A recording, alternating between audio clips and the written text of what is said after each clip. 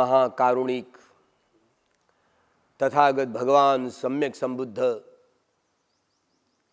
भगवान ने सुआख्यात किया हुआ, सुस्पष्ट किया हुआ जो धारण करने योग्य ऐसा सद्धम्म और भगवान का हरिय सावक संघ, जो संघ गुणों को धारण करते हुए धर्म में लाभान्वित होने वाला, धर्म में प्रतिष्ठापित होने वाला भगवान का वह हरिय सावक संघ। प्रथमतः इन तीनों रत्नों को अभिवादन करते हुए भगवान की इस शुद्ध वाणी को गुरु शिष्य परंपरा से पूजनीय भिक्षु संघ द्वारा अलग अलग संगायन करके, प्रथम संगायन के सभापति पूज्य भदंत महाकाश्यप महाथेर जो अंतर्धान हुए हैं, अभी भी उनका परिनिब्बाण नहीं हुआ है। छठा संगायन हुआ, 6 कुल मिलाकर के 6 संगायन हुए। जब जब भी कभी बुद्ध वाणी पर कोई संदेह उत्पन्न हुआ, कोई विचिकित्सा उत्पन्न हुई, तो भगवान की मूल वाणी को बरकरार रखने के लिए, उसकी सुरक्षा करने के लिए भगवान के पूजनीय भिक्षु संघ ने बार बार संगायन करके भगवान की मूल वाणी को, वाणी की सुरक्षा की, उनकी जड़ों को और मजबूत किया। उन सभी महानुभावों को वंदन करते हुए, प्रणाम करते हुए इस जम्बूद्वीप में हादसा हुआ, न जाने क्या पता, लेकिन इस देश में प्रतिक्रांति हुई और प्रतिक्रांति से भगवान के इस सद्धर्म की हानि हुई। यो धम्म संस्कृति जो परिपूर्ण और परिशुद्धता की ओर आगे बढ़ने लगी,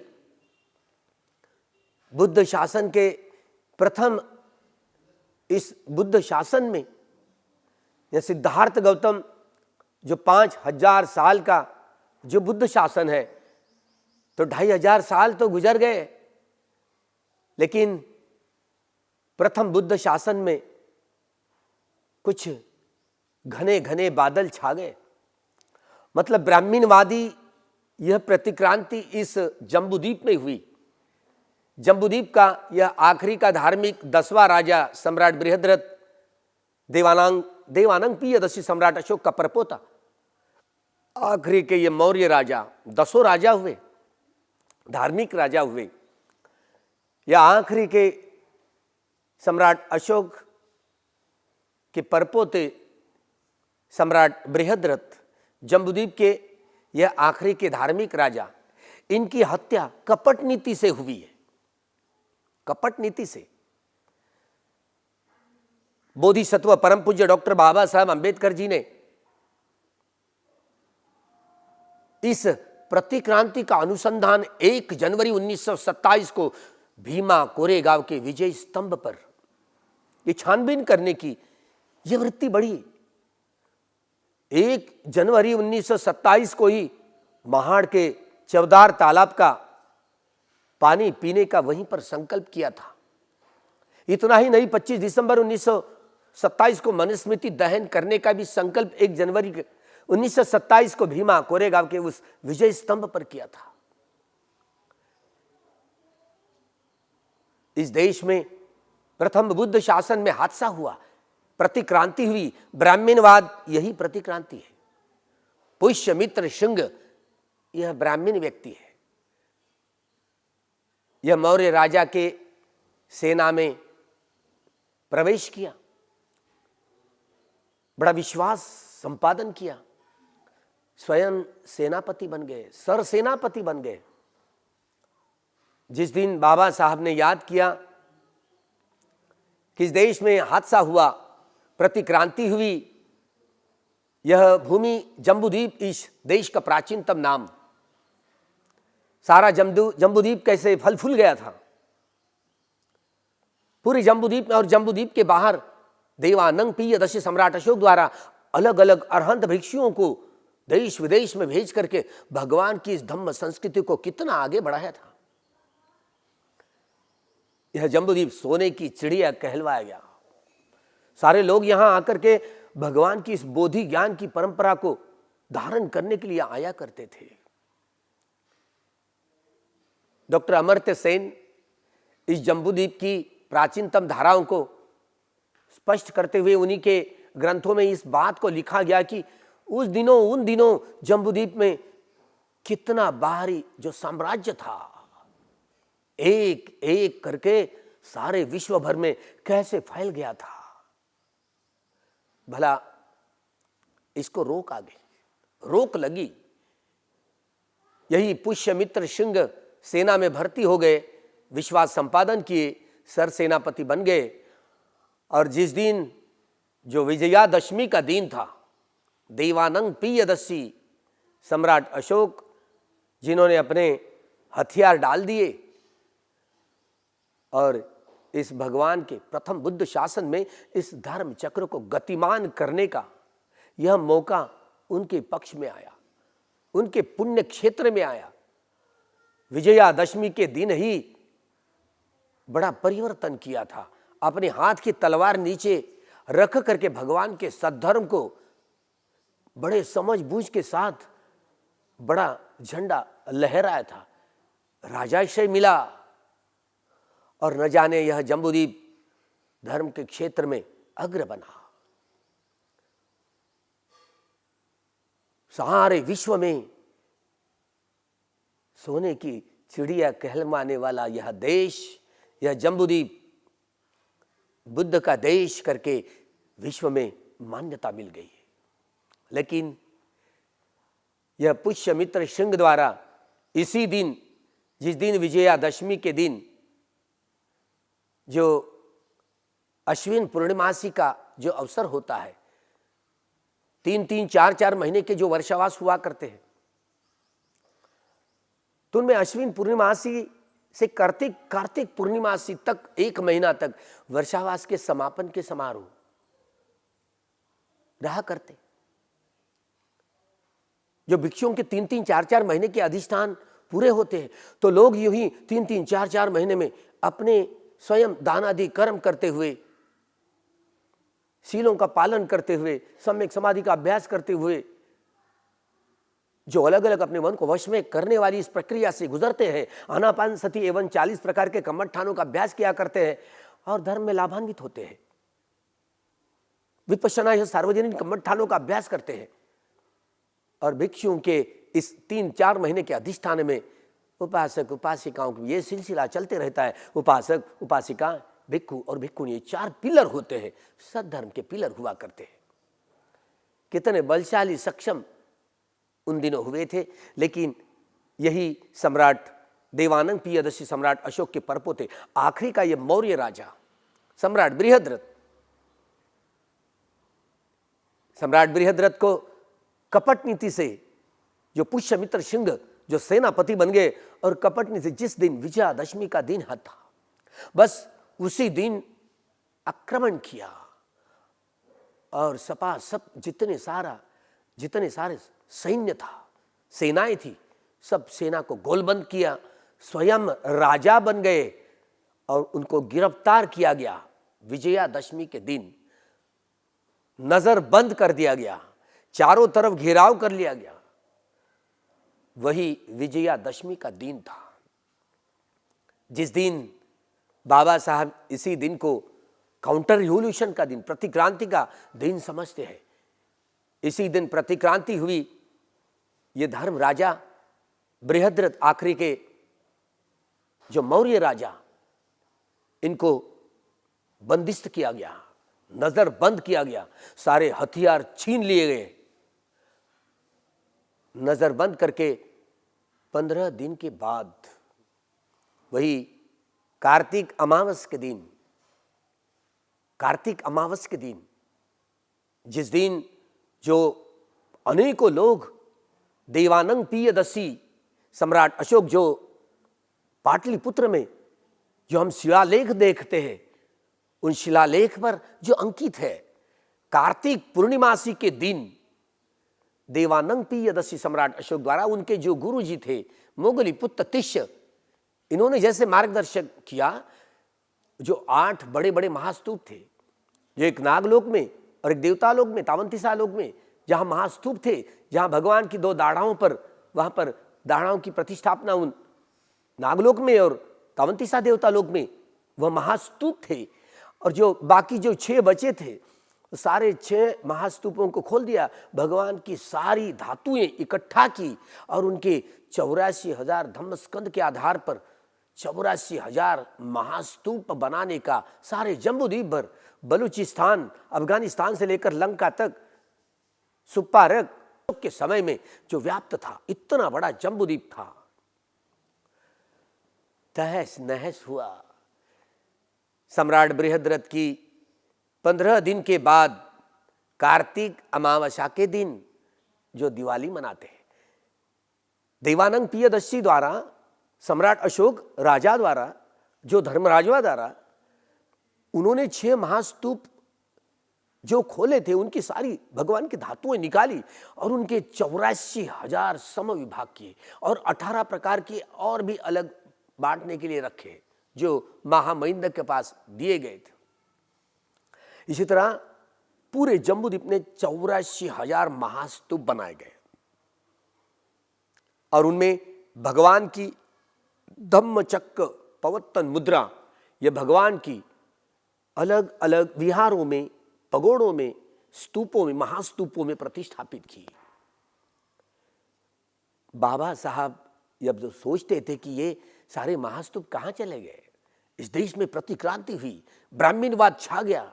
इतना ही नहीं तो देवानंद पियदस्सी सम्राट अशोक की परपोता सम्राट बृहद्रथ, इनकी कपट नीति से वही दिवाली के दिन, जिस दिन यह स्थापना की कार्तिक अमावस्या का दिन में, और 84,000 महास्तूपों में भगवान की मूर्तियों की प्रतिष्ठापना की, भगवान की धातुओं की प्रतिष्ठापना की।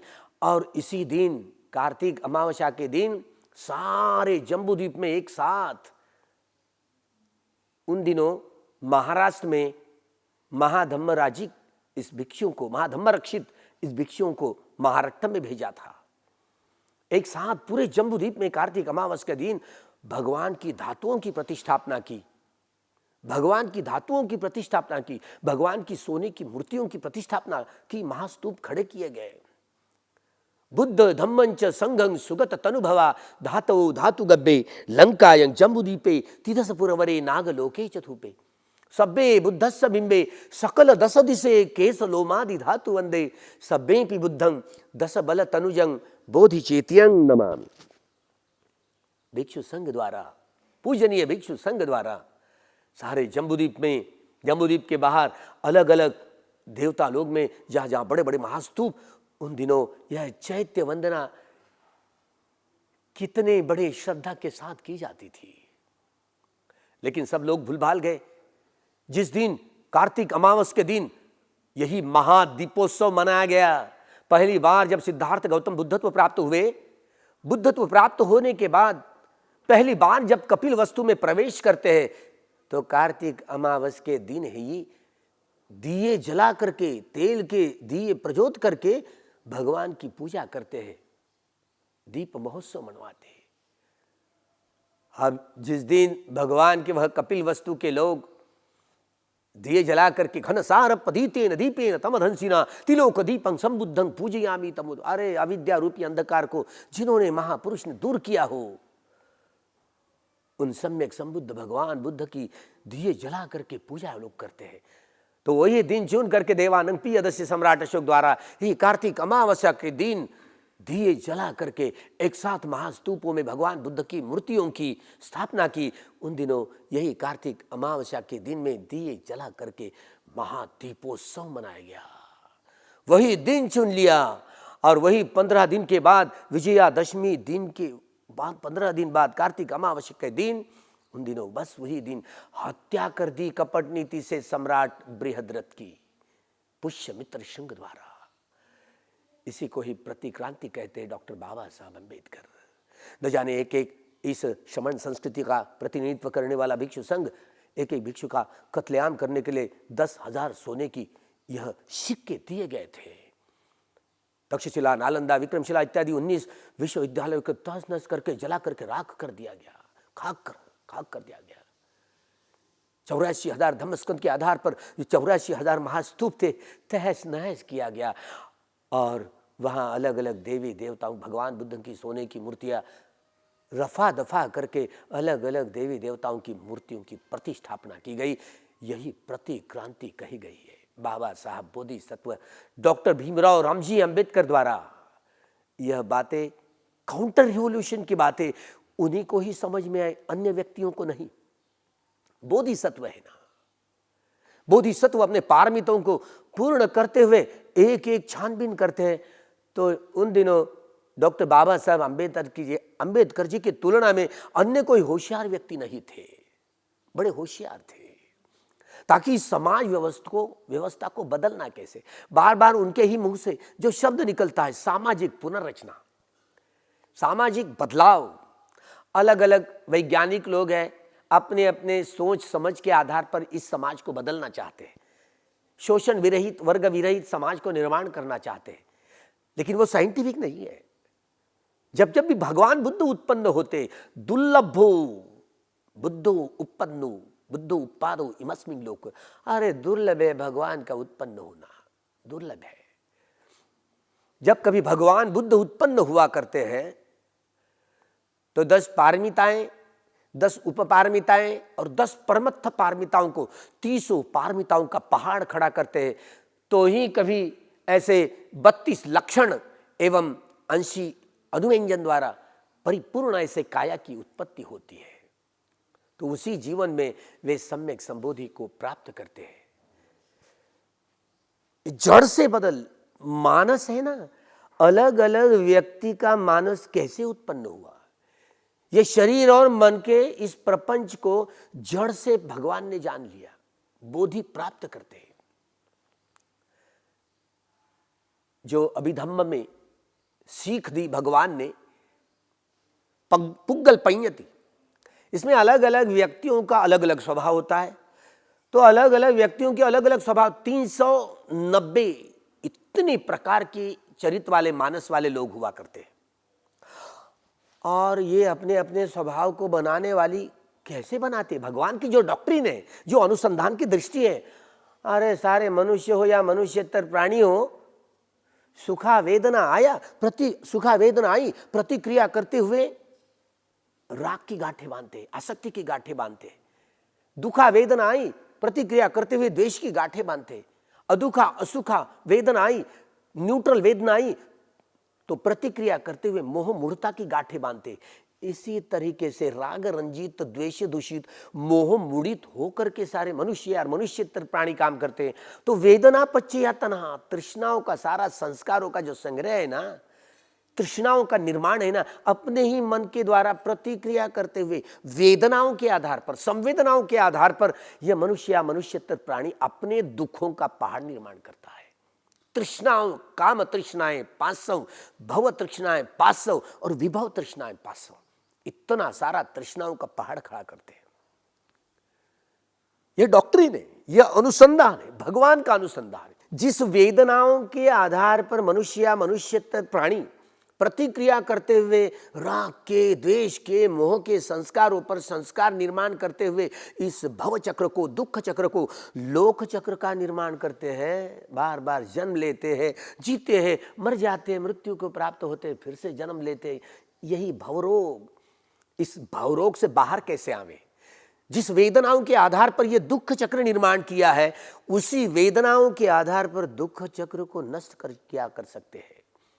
इस भव चक्र को नष्ट कर सकते हैं, मुक्त हो सकते हैं। सभी प्रकार के मार बंधनों से मुक्त होकर के निर्वाण का ऐसा सुख, जो सुख कभी खत्म नहीं हुआ करता, ऐसा सुख, उसी को ही निब्बाणं परमं सुखं कहते।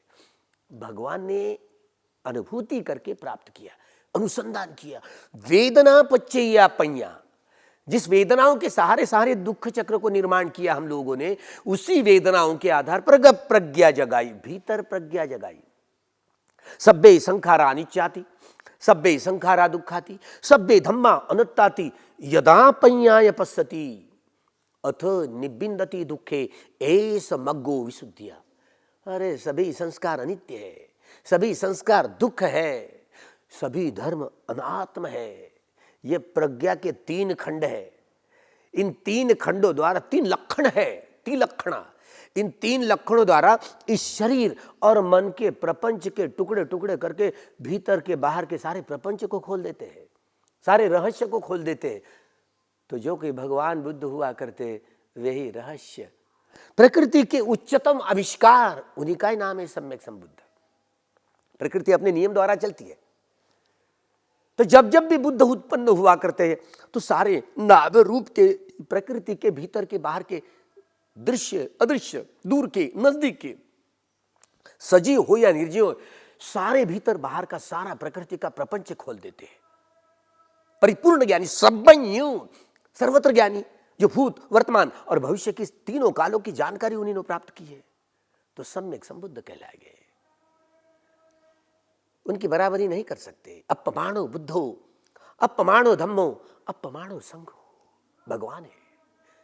हर प्राणियों की, मनुष्य मनुष्यतर प्राणियों, दृश्य अदृश्य, नजदीक के या दूर के हो, कैसे जन्म लिया करते हैं, उनकी पटिसंधि कैसे होती है, उनकी च्युति कैसे होती है, उनकी मृत्यु कैसे होती है, ये कर्म ही प्रधान हुआ करता है। हम जब काया वाणी मन के द्वारा कर्म करते, मन ही उत्पत्ति का, मन कैसे उत्पन्न हुआ, कौन सा मन? अरे आंखों से देखने वाला, कान से सुनने वाला, नाक से सूंघने वाला, जिह्वा से चखने वाला, ये काया के द्वारा स्पर्श के जानकारी प्राप्त करने वाला, और यही चिंतन मनन करने वाला ही बाह्य मन होता है। भीतर वाला मन सुनने को राजी नहीं है। अपने मन के स्वभाव के गुलाम है हर व्यक्ति, हर प्राणी। आप लोग राग रंजित द्वेष दूषित मोह मोहित होकर के काम करते हैं, शुद्ध चित्त से काम ही नहीं करना आया तो भला शुद्ध चित्त परिणाम शुद्ध कैसे आ सकता है? इसलिए ये राग मूलक, द्वेष मूलक, मोह मूलक, बुद्धि मूलक, वितर्क मूलक स्वभाव वाले लोग हो। जब कोई व्यक्ति भगवान के संपर्क में आया, कोई गृही हो या गृहत्यागी हो, उनके संपर्क में आए, उन्होंने उनके संपर्क में आए तो कर्मठानों का अभ्यास किया और भीतर के नाम रूप के भीतर बाहर के सारे प्रपंच को जान लिया, दुख मुक्त हुए, दुख मुक्त हुए, सभी प्रकार की दुखों से जड़ों तक पहुंच गए। वेदना पच्चया पඤ्ඤा, इसी तरह सभी प्रकार की काम तृष्णाएं, भव तृष्णाएं, विभव तृष्णाओं का प्रहार किया, दुख मुक्त हुए, हुआ है। तो उन्हीं को ही आर्य सावक संघ कहा गया है। यह अनुभूति की है। भला भगवान ने जो अनुभव किया, हमको वो जानना ही नहीं आया तो धर्म को धारण नहीं करना आया। इसलिए धारयतीति धम्मा, बोधि ज्ञान, जो 4 सतिपट्ठान, 4 सम्यक प्रधान, 4 इद्धिपान, 5 बल, 5 इंद्रिया, 7 बोझंग और ये अट्ठंगिको मग्गो, 37 अंगों वाला। इसलिए भगवान के यहाँ सैद्धांतिक पक्ष, थियोरी 37 बोधि पक्षीय धम्मा ऐसे कहा जाता है। अपने मन को वश में करने वाली जो प्रक्रिया से जब हम गुजरते हैं तो आनापान सती एवं 40 प्रकार के शमत भावना के कर्मठान, जो क्षणिक समाधि, उपचार समाधि और अर्पणा समाधि तक पहुंचाने वाले होते हैं। तो जो भी जिस व्यक्ति जिस स्वभाव का हो, तो जिनको जो जानकार, जो आचार्य थे, भिक्षु थे, उनके पास में जिन स्वभाव वाले जो व्यक्ति जाया करते थे, उनके स्वभाव के मुताबिक उनको अपने मन को वश में करने की कर्मठानों को दिया करते थे। जो खनिक समाधि से उपचार समाधि और उपचार समाधि से अर्पणा समाधि तक पहुंच जाते थे लोग, प्रज्ञा विहारी बन जाते थे। सब्बे संखारा अनिचाति, सब्बे संखारा दुखाति, सब्बे धम्मानत्ता थी। अभी प्रज्ञा से देखना ही नहीं आया। यही प्रज्ञा, यही विपश्यना, विषय सेन पश्य।